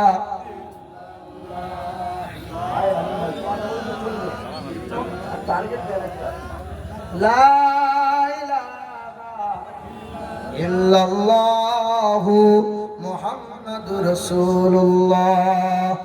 হে মুসলমান, সোনার টুকরো বন্ধুরা আমার, আল্লাহ পাক বলে, বান্দা তোমাদের বড় সুন্দর করে বানাইছি, সুন্দরের চাইতেও সুন্দর যিনি, তিনি আমার আপনার পেয়ারা নবী হাবিবে কিবরিয়া জানাবে মুহাম্মাদুর রাসূলুল্লাহ সাল্লাল্লাহু আলাইহি ওয়াসাল্লাম।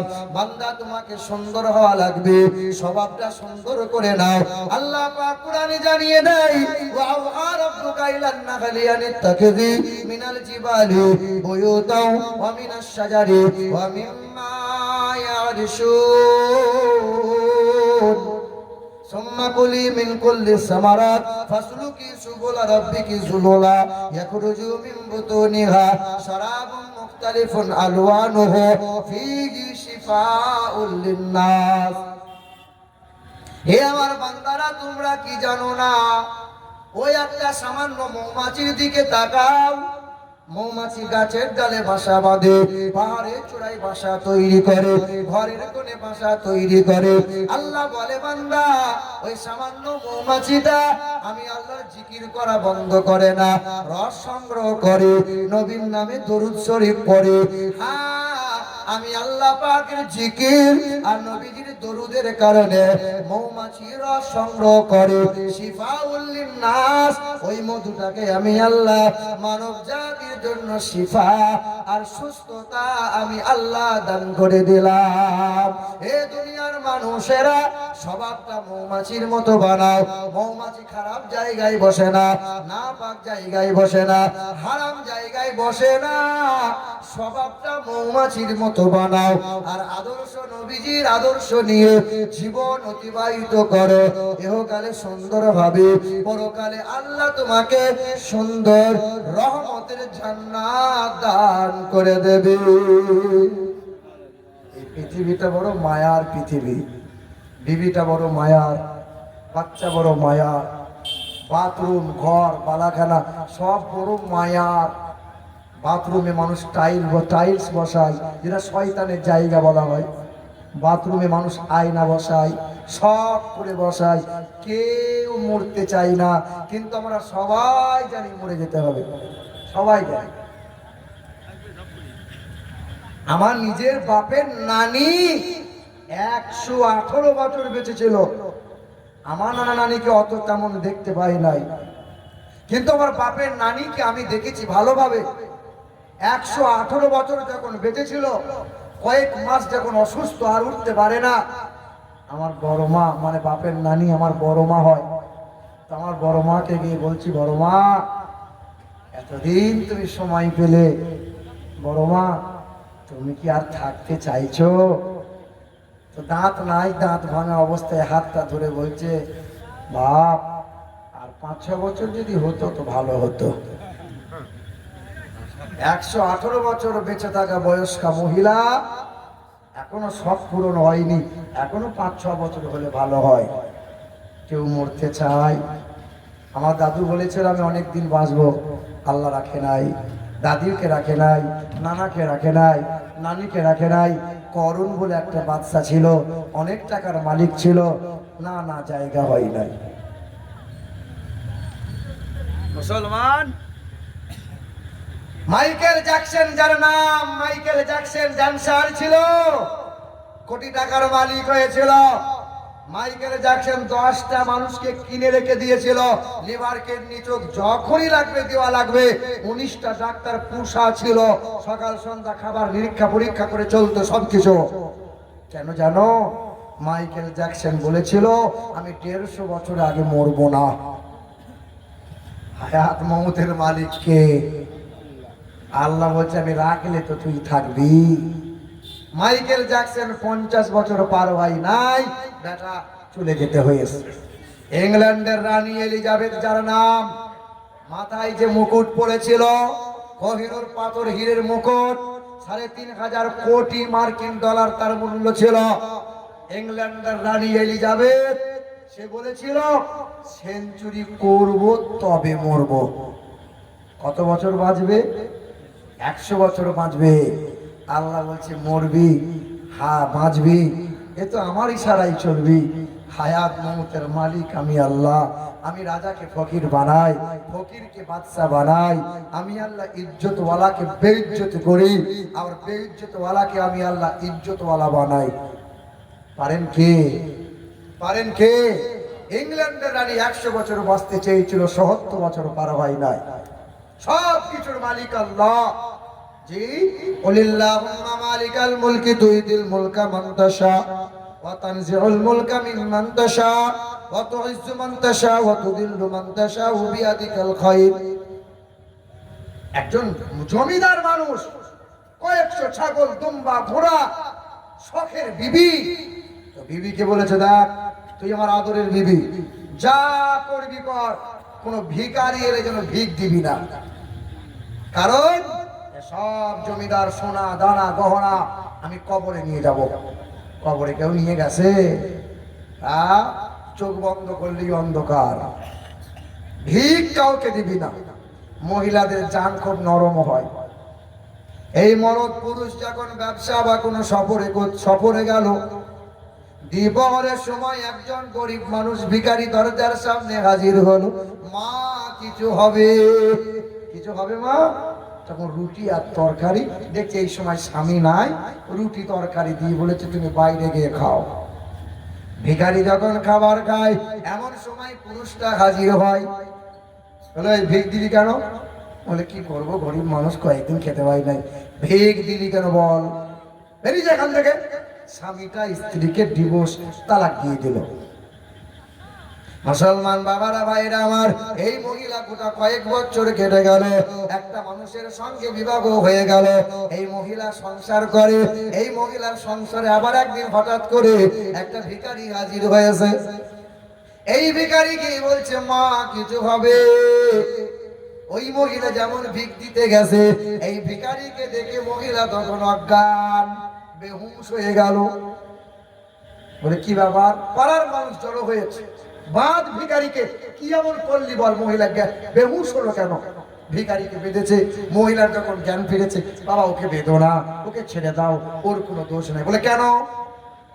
বলে ওটা আমার আগেকার স্বামী ছিল, ও বড় ধনী আর জমিদার ছিল, ওর ঘরে আমি বিবি হয়েছিলাম, ভিক্ষুককে ভিখারি দিয়েছিলাম বলে ও আমাকে তালাক দিয়েছিল। আর যে ভিক্ষুককে ভিখারি দিয়েছিলাম সে আমার স্বামী আজকে ধনী হয়েছে, আর ও মাল আজকে ভিখারি হয়েছে। যিনি বাদশাহকে ভিখারি বানাতে পারেন, ভিখারিকে বাদশা বানাতে পারেন, তিনি আল্লাহ। হায়াত আর মওতের মালিক আল্লাহ। ফাইদা জা আজালুহুম লা ইস্তাখিরুনা সাআতান ওয়া লা ইস্তাকদিমুন। বান্দা, সবাইকে আল্লাহর ডাকে সাড়া দিতে হবে, যেতে যখন যেতেই হবে। আল্লাহ বলছেন, ইয়া আইয়ুহাল্লাযীনা আমানুত্তাকুল্লাহ হাক্কা তুকাতিহি ওয়া লা তামুতুন্না ইল্লা ওয়া আনতুম মুসলিমুন। বান্দা, মুমিন মুসলমান হয়েছো, সুন্দর করে বানাইছি তোমারে, সুন্দর করে এসো, সুন্দর করে বানাইছি আমি। আল্লাহ পাকের বড় আদর করে বানাইলাম, সুন্দর করে বানাইলাম মানুষকে। হ্যাঁ, হুগলি ডিস্ট্রিক্টে একটা ভাই ফোন দিয়েছিল, হুজুর আমার ছেলেটা বড় অসুস্থ, আমার ছেলের জন্য একটু দোয়া করেন। জিজ্ঞাসা করলাম কি হয়েছে? বলে ছেলেটাকে কলকাতায় পিজিতে ভর্তি করলাম, আমার অবহেলার কারণে ছেলেটার ব্রেনটা হ্যাং হয়েছে। ডক্টর বলে হিস্টেরিয়া। যে ছেলে কথা বলে আব্বু বলে ডাকতো, 8 বছরের ছেলে মাকে মা বলতে পারে না, আব্বাকে আব্বা বলতে পারে না। আমি বাপের বড় কষ্ট হয়, আমি মায়ের বড় কষ্ট হয়। আল্লাহ বলে, বান্দা, বাপ তোমাকে কি দিল? খাবার আর পোশাক দিল। আমি আল্লাহ তোমাকে বড় আদর দিয়ে বানাইলাম, বড় নিয়ামত দিলাম বান্দা। আসমান দিলাম তোমার জন্য, জমিন বানাইলাম তোমার জন্য, সূর্য নক্ষত্র দিলাম বান্দা তোমার জন্য, সকল সৃষ্টিকে বানাইলাম তোমার সেবার জন্য। বাপকে ছেলেটা যদি আব্বা বলে না ডাকে, বাপের বড় কষ্ট হয়। ছেলে যদি মাকে মা বলে না ডাকে, মায়ের বড় কষ্ট হয়। আল্লাহ বলে, যার জন্য এত কিছু বানাইলাম, ওই আমার বান্দা যদি আমাকে আল্লাহ আল্লাহ বলে যদি না ডাকে, আমি আল্লাহর বড় কষ্ট হয়। মুসা নবী আল্লাহকে বলেছিলেন, আল্লাহ তোমার কোন ওলি বান্দা, তোমার কোন দরবেশ বান্দা যদি একবার আল্লাহ